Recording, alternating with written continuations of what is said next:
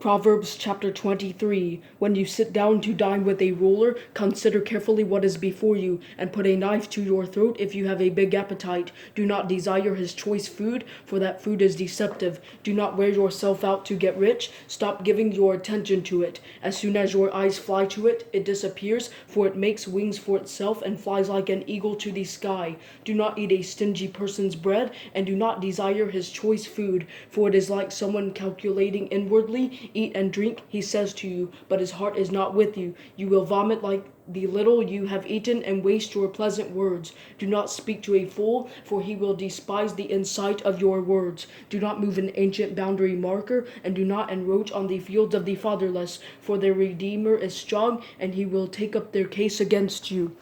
Apply yourself to discipline and listen to words of knowledge. Do not withhold discipline from a youth. If you beat him with a rod, he will not die. Strike him with a rod, and you will rescue his life from Sheol. My son, if your heart is wise, my heart will indeed rejoice. My innermost being will cheer when your lips say what is right. Do not let your heart envy sinners. Instead, always fear the Lord, for then you will have a future, and your hope will never fade. Listen, my son, and be wise. Keep your mind on the right course. Do not associate with those who drink too much wine, or with those who gorge themselves on meat, for the drunkard and the glutton will become poor, and grogginess will clothe them in rags. Listen to your father who gave you life, and do not despise your mother when she is old. Buy and do not sell truth, wisdom, instruction, and understanding. The father of a righteous son will rejoice greatly, and one who fathers a wise son will delight in him. Let your father and mother have joy, and let her who gave birth to you rejoice. My son, give me your heart, and let your eyes observe my ways. For a prostitute is a deep pit, and a stranger is a narrow well. Indeed, she sets an ambush like a robber, and increases those among men who are unfaithful.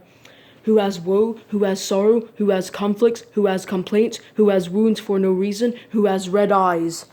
Those who linger over wine, those who go looking for mixed wine, do not gaze at wine because it is red, when it gleams in the cup and goes down smoothly. In the end it bites like a snake and stings like a viper. Your eyes will see strange things, and you will say absurd things. You will be like someone sleeping out at sea, or lying down on the top of a ship's mast. They struck me, but I feel no pain. They beat me, but I did not know it. When will I wake up? I will look for another drink.